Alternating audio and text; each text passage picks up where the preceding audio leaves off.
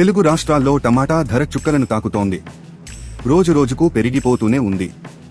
ఇటీవల విజయవాడ మార్కెట్లో కిలో టమాటా 64 రూపాయలు పలకగా, తాజాగా విశాఖపట్నంలో కిలో 100 రూపాయలకు చేరింది. మార్కెట్లో భగ్గుమంటున్న కూరగాయల ధరలతో సామాన్యులు బెంబేలెత్తిపోతున్నారు.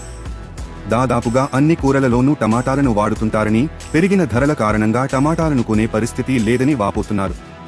టమాటాలతో పాటు ఇతర కూరగాయల ధరలు కూడా మధ్యతరగతి ప్రజలకు అందుబాటులో లేవని చెబుతున్నారు. ఇలాగే పెరిగితే తమ పరిస్థితి ఏంటని వాపోతున్నారు.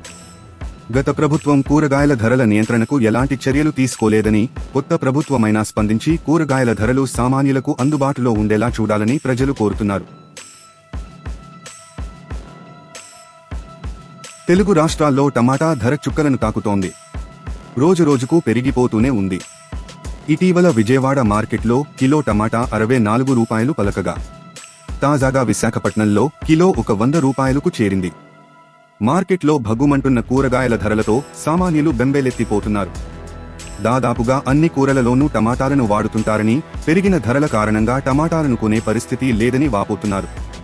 టమాటాలతో పాటు ఇతర కూరగాయల ధరలు కూడా మధ్యతరగతి ప్రజలకు అందుబాటులో లేవని చెబుతున్నారు. ఇలాగే పెరిగితే తమ పరిస్థితి ఏంటని వాపోతున్నారు. గత ప్రభుత్వం కూరగాయల ధరల నియంత్రణకు ఎలాంటి చర్యలు తీసుకోలేదని, కొత్త ప్రభుత్వమైనా స్పందించి కూరగాయల ధరలు సామాన్యులకు అందుబాటులో ఉండేలా చూడాలని ప్రజలు కోరుతున్నారు. తాజా సమాచారం కోసం లైక్ చేయండి, సబ్స్క్రైబ్ చేయండి, నోటిఫికేషన్ల కోసం గంట సింబల్ ఆన్ చేసి పెట్టండి.